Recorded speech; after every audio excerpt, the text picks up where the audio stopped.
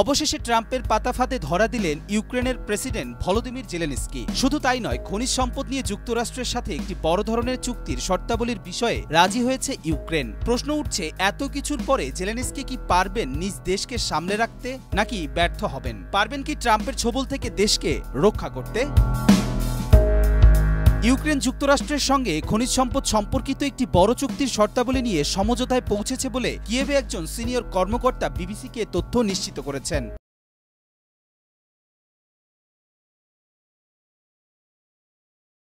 তিনি জানান, বেশ কিছু গুরুত্বপূর্ণ সংশোধন নিয়ে আমরা একমত হয়েছি এবং এটিকে একটি ইতিবাচক ফল হিসেবেই দেখছি। এদিকে সংবাদ মাধ্যমের তথ্য অনুযায়ী যুক্তরাষ্ট্র প্রাথমিকভাবে ইউক্রেনের $500 বিলিয়ন প্রাকৃতিক সম্পদের ওপর অধিকার দাবি করেছিল, কিন্তু সেই দাবি থেকে সরে এসেছে। তবে তারা ইউক্রেনকে নিরাপত্তা নিশ্চয়তা দেয়নি, যা ছিল ইউক্রেনের অন্যতম গুরুত্বপূর্ণ দাবি।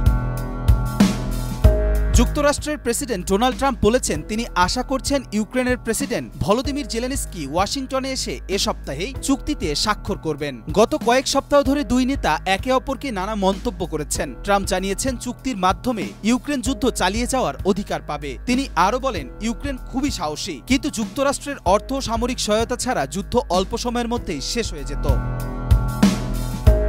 যদিও ট্রাম্প বলেছেন, শান্তি চুক্তির পর ইউক্রেনে কোনো শান্তিরক্ষা কার্যক্রম প্রয়োজন হবে, তবে সেটি সবার কাছে গ্রহণযোগ্য হতে হবে। ট্রাম্প আরও জানিয়েছেন, যুক্তরাষ্ট্র ইউক্রেনকে $300 থেকে $350 বিলিয়ন সহায়তা দিয়েছেন এবং এখন তাদের অর্থ ফেরত চাইছেন।